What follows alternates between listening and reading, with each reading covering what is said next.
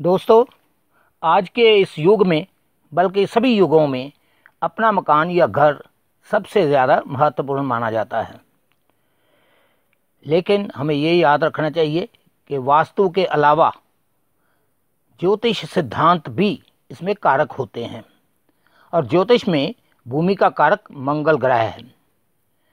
जन्म कुंडली में चौथा भाव यानी फोर्थ हाउस भूमि, जायदाद और मकान से डायरेक्टली संबंध रखता है। अच्छे भवन की प्राप्ति के लिए चतुर्थ भावेश यानी चौथे घर का जो भाव है उसका ईश्वर यानी वहाँ का ग्रह चौथे भाव में शुभ ग्रहों का होना ज़रूरी होता है। आइए देखते हैं कि ग्रह किस प्रकार इस मामले में हमारी मदद कर सकते हैं। यदि चौथे भाव का स्वामी किसी भी केंद्र या त्रिकोण स्थान में हो तो व्यक्ति के पास कई भवन हो सकते हैं। अब यहाँ पे मैं ये बताता चलूँ कि केंद्र क्या होता है।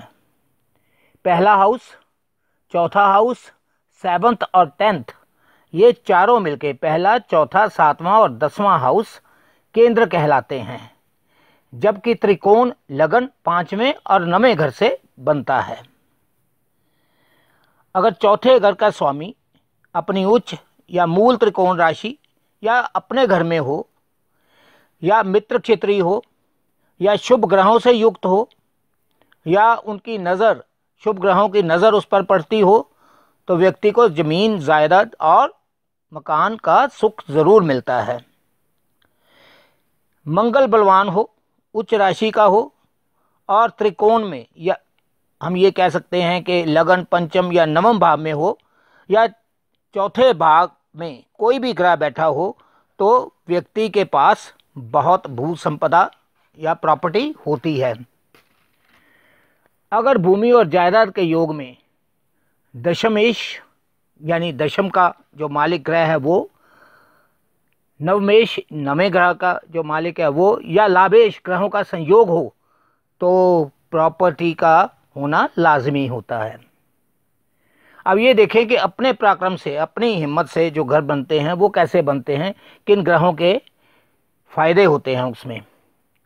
अगर चौथे भाव का स्वामी अकेले या किसी शुभ ग्रह के साथ केंद्र में बैठा हो यानी पहले, चौथे, 7वें और 10वें भाव में हो तो व्यक्ति को माता पिता की बनाई हुई जायदाद में भवन निर्माण करना उचित होता है, बल्कि वो करता है वहाँ पे। और यदि चौथे भाव का स्वामी त्रिकोण में हो यानी पहले, 5वें या 9वें भाव में हो तो सरकार की तरफ से या अपने पुण्य प्रताप से या अपनी हिम्मत से वो भूमि प्राप्त करता है और उस पर मकान बनाता है। अगर चौथे भाव का स्वामी तीसरे, छठे, 8वें या 12वें भाव में हो तो व्यक्ति संपदा बनाता है और लंबी आयु के बाद अपने बलबूते पर ये संपदा या ये मकान उसका बनता है।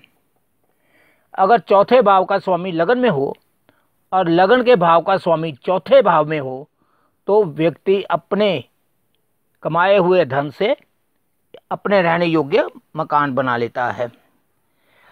ये आपको थोड़ा सा कॉम्प्लिकेटेड लग रहा होगा, लेकिन अगर आप कुंडली देखेंगे तो उसमें 12 भाव होते हैं। प्रथम भाव लगन भाव कहलाता है और बाईं ओर से उन भावों को हम गिनते हैं।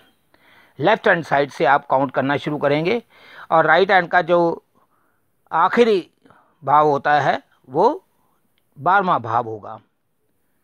आज के लिए इतना ही। आपकी कोई समस्या हो या कोई क्वेरी या क्वेश्चन हो तो आप कमेंट बॉक्स में ज़रूर लिखें। धन्यवाद, नमस्कार।